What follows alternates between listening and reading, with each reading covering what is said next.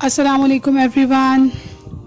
I hope आप सब ठीक होंगे और आपके दिन हमारे साथ बहुत अच्छे गुज़र रहे होंगे अल्हम्दुलिल्लाह। आज हमारे सेशन का तीसरा दिन है और आज का टॉपिक बहुत इम्पॉर्टेंट है हम सब के लिए, हमारी ज़िंदगी के लिए। आज के टॉपिक का नाम है how to turn your grief into strength, कि हम अपनी जो तकलीफ़ है उसको अपनी ताकत कैसे बना सकते हैं। अब इसके लिए सबसे पहले अंडरस्टैंड करना ये ज़रूरी है कि ग्रीफ, तकलीफ़, सैडनेस, ये सारी चीज़ें क्या होती हैं। तो कोई भी ऐसी चीज़ जो आपके पास मौजूद थी, जो आपको बहुत प्यारी थी, जिसकी आपको बहुत ज़रूरत थी और वो आपसे हमेशा के लिए छिन जाए, हमेशा के लिए या चाहे कुछ वक्त के लिए, जब आपको उसकी बहुत ज़रूरत है और वो आपके पास मौजूद नहीं है। अब वो चीज़ क्या हो सकती है? वो चीज़ कोई इंसान हो सकता है, वो चीज़ कोई जॉब हो सकती है, कोई आपका बहुत इम्पोर्टेंट प्रोजेक्ट हो सकता है, कोई आपकी बहुत बड़ी ख्वाहिश हो सकती है, ठीक है, जो आपको चाहिए थी और वो आपके पास अब नहीं है। ठीक, अब इसकी वजह से ज़िंदगी के ऊपर क्या इफ़ेक्ट आता है। हम सब इंसान हैं ना, तो हमारे मसले मसाइल बाज़ औक़ात वो किसी की नज़र में बहुत छोटे होते हैं, लेकिन हमारे लिए वो बहुत बड़ी बात होती है। तो अब जब ये कोई चीज़ हमसे छिन जाती है तो उसके जवाब में हमारे अंदर दुख, तकलीफ़, खालीपन और ज़िंदगी बेमकसद लगने लगती है बाज़ चीज़ों के बगैर। बहुत लंबा अरसा तक वो चीज़ें आपके पास रही हों या चाहे एक लम्हे के लिए वो चीज़ आपके पास हो, लेकिन आप चाहते हैं कि वो हमेशा के लिए रहे और ऐसा पॉसिबल नहीं है। ठीक है, तो इसको हम कहते हैं ग्रीफ, दुख या फिर तकलीफ़। आई होप कॉन्सेप्ट कुछ समझ आया होगा। तो आज हम क्या करेंगे, हम सब मिलके ये कोशिश करेंगे कि हमारी ज़िंदगी की जो सबसे बड़ी तकलीफ़ है इस वक्त, जो हमें आगे बढ़ने से रोक रही है, जो हमें नॉर्मल लाइफ गुजारने से रोक रही है, ठीक है, हम उसमें क्या करेंगे। हम उसको समझने की कोशिश करेंगे कि वो क्या चीज़ है। क्या वो इतनी बड़ी है कि हम उस पर अपनी ज़िंदगी दाव पे लगा दें? वो क्या मसला है जो हमसे हल नहीं हो पा रहा? शायद हम कोशिश कर भी रहे हैं और तब भी नहीं हो पा रहा। तो जिस तरह हर चीज़ के कुछ मराहल होते हैं ना, उसी तरह दुख के और तकलीफ़ के भी कुछ मराहल होते हैं, कुछ स्टेजेस होती हैं। आज हम ये 7 स्टेजेस जो हैं उनको डिस्कस करेंगे कि हमारा जो तकलीफ़ है वो किन मराहल से गुज़रती है और फिर कहाँ तक पहुँच जाती है। जब भी हम किसी तकलीफ़ का सामना करते हैं तो सबसे पहली चीज़ जो हमारे जहन में आती है ना, वो डिसबिलीफ होता है। हम यकीन नहीं कर पाते उस पे। वो एक शॉक होता है हमारी ज़िंदगी के लिए। हमें यकीन नहीं आता कि यार ये कैसे हो सकता है। ठीक है, हम अपने आप से ये सवाल करते हैं कि ये कैसे हो गया, ये कैसे मुमकिन है कि मेरे साथ ये चीज़ हो जाए। ठीक है, आई होप आप सब इस चीज़ से एग्री करेंगे कि कोई भी तकलीफ़ आती है तो हमें यकीन नहीं आता सबसे पहले कि क्या ये हो गया हमारे साथ, क्या ये हो रहा है, क्या हम ये चीज़ हम बर्दाश्त कर रहे हैं। हम सब ज़िंदगी में बाज़ चीज़ें ऐसी होती हैं जो हमें लगता है कि हम बिल्कुल नहीं बर्दाश्त कर सकते, ये हमारी हद होगी, लेकिन हम उसे भी बर्दाश्त कर लेते हैं। ठीक है, तो ये जो पहली स्टेज है वो डिसबिलीफ की है कि आपको किसी तकलीफ़ जब आपको पहुंचती है अचानक तो आपको उस पर यकीन ही नहीं आता। The second stage is denial. ठीक है, अब हमें एतबार नहीं आ रहा होता किसी सिचुएशन पे, वो जब थोड़ा सा हो जाता है, टाइम गुजर जाता है, उसके बाद हम कहते हैं ये हमारे साथ नहीं हो सकता, ये हमारे साथ हो ही नहीं सकता। हम किसी के साथ इतने अच्छे तरीके से रहे हैं, अगर कोई इंसान है तो हमने उसके साथ उसका इतना ख्याल किया है, तो वो हमें कैसे छोड़ के जा सकता है या जा सकती है। ठीक है, अल्लाह ताला हमारे साथ ये कैसे कर सकते हैं कि हमारा कोई बहुत प्यारा हमसे छीन लें, जिसके बगैर हम ज़िंदगी का तसव्वुर नहीं कर सकते। कोई जॉब है तो हम तो उसको बहुत अच्छे तरीके से परफॉर्म कर रहे थे, तो हमें कैसे वो उससे निकाल दिया गया। तो दूसरी चीज़ डिनाइल पे आ जाती है, द सेकंड स्टेज। अब आता है जी तीसरी चीज़ की तरफ। तीसरी चीज़ है जी एंगर। आपको गुस्सा आता है। अब आपको यकीन तो हो गया कि मेरे साथ ये चीज़ बीत गई है, अब आपको उस सिचुएशन पे गुस्सा आ रहा है। आप कहते हैं कि कोई मेरे साथ ऐसा कैसे कर सकता है, मैं तो इतना ठीक रहा हूँ, मैं तो चीज़ें ठीक ठीक कर रहा था, ठीक है, तो ये मेरे साथ क्यों हुआ। उस गुस्से में आप क्या करते हैं, ये आपने ख़ुद सोचना है कि वो जो तकलीफ़ थी उसके गुस्से में आपने क्या किया अपने साथ, अपने इर्द गिर्द के लोगों के साथ, और सबसे ज़्यादा अपनी ज़ात के साथ क्या जुल्म किया आपने ये बात सोचनी है। साथ साथ जैसे जैसे ये वीडियो सुन रहे हैं और देख रहे हैं, साथ साथ आप अपने ज़हन में वो कहानी बनाते जाएं कि आप कैसे इन स्टेजेस से गुज़रे हैं या गुज़र रहे हैं, ठीक है। हम ये अपने ज़हन में मूवी चला रहे हैं, हमारे साथ जो चीज़ें बीती हैं उन पर। अब हमारी फोर्थ स्टेज जो है वो बहुत कंफ्यूजिंग और बहुत तकलीफ़ दे है, दैट इज़ बार्गेनिंग। हम क्या करते हैं, हमने एक्सेप्ट कर लिया कि हमारे साथ ये हो गया, हमने डिनाई भी करके देख लिया कि ये नहीं हो सकता, हमने गुस्सा भी करके देख लिया, लेकिन उसके बाद भी तकलीफ़ तो नहीं कम हो रही, हमें ज़रूरत फिर भी उस चीज़ की महसूस होए जा रही है। हम क्या करें उस पर।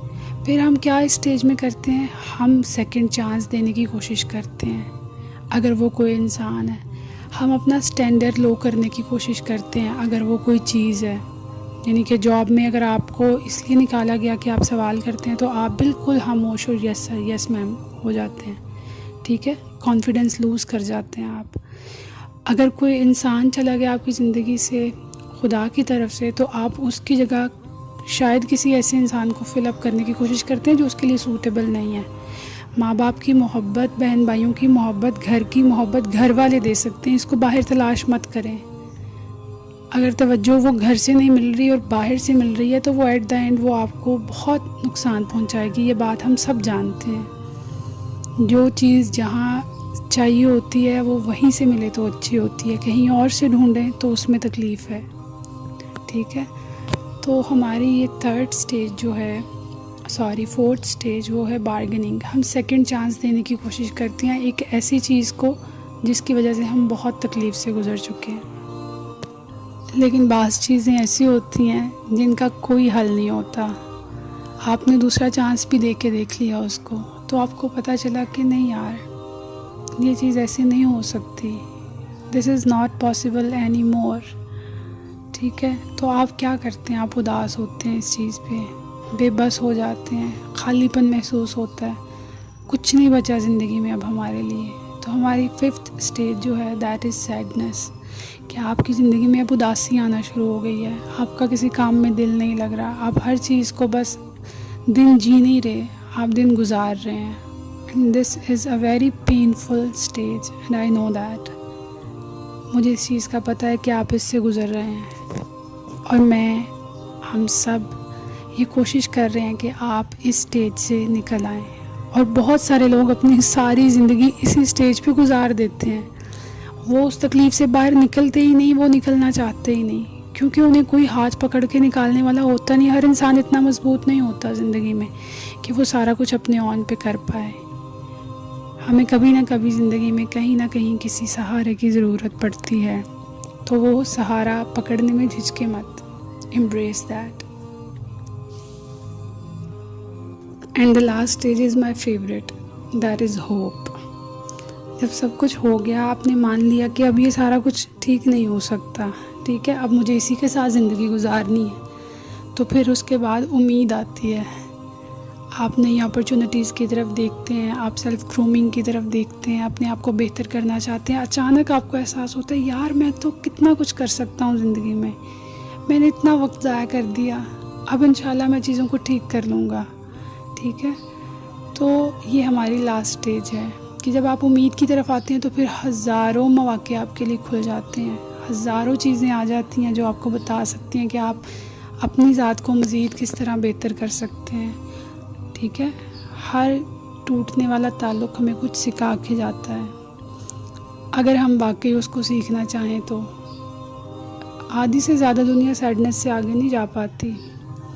जब आप सैडनेस से आगे निकलते हैं तो तभी तो एक्सेप्टेंस आएगी और उसके बाद ही होप आएगी। I hope you understand what I am trying to से।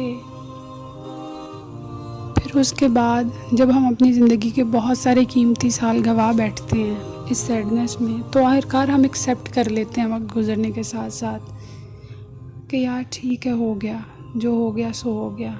The 6 stages acceptance. आप उस चीज़ को मान लेते हैं। शायद आप सारी ज़िंदगी उसकी कमी दूर ना कर पाएँ, लेकिन आप उसके साथ जीना सीख जाते हैं। लेकिन ये सिर्फ तब होता है जब आप मानें कि आपके साथ ये हुआ है, आप उस गिल्ट से निकल आएँ कि आपके साथ ये क्यों हुआ है। शायद आपकी गलती थी, शायद आप इसको ठीक कर सकते थे। आप ये चीज़ छोड़ दें सोचना कि किसी ने आपके साथ क्या किया। जब हम दूसरों के ऊपर जो भी सर्कमस्टांसेस होते हैं उसका ब्लेम करना छोड़ देते हैं ना, आधे मसाइल वहाँ भी हल हो जाते हैं। जब आप किसी को ब्लेम नहीं करते तो फिर आपको वो जो आखिरी माफ़ी आपके जहन में है कि शायद कोई आपसे मांगे, आपको उसकी उम्मीद नहीं रहती। और जब ये उम्मीद नहीं रहती तो इसका मतलब है कि आप मूव ऑन कर जाएंगे इंशाल्लाह। तो आप ये चीज़ मान लें कि वो शख्स आपकी ज़िंदगी से चला गया है, वो चीज़ आपकी ज़िंदगी में नहीं रही। आप जितना मर्ज़ी कोशिश कर लें, आप उस वक्त को वापस नहीं ला सकते। Accept that. ओके जी, अब हमें प्रॉब्लम समझ आ गई है कि हमारे साथ क्या हुआ, कैसे हुआ। ठीक है, वो होना चाहिए था, नहीं होना चाहिए था, हमने बहुत टाइम इस पे लगा लिया। अब इसको ठीक कैसे करना है, तकलीफ़ को ताकत कैसे बनाना है, उसके लिए हमें एक एक्टिविटी करेंगे। ठीक है, उस एक्टिविटी में हम एक बकेट लिस्ट बनाएंगे 3 चीज़ों की जो आप ज़िंदगी में हासिल करना चाहते हैं। ठीक है, आप उसको लिखेंगे डायरी पे। वो कौन सी 3 चीज़ें हैं जो शिद्दत से आप हासिल करना चाहते हैं ज़िंदगी में।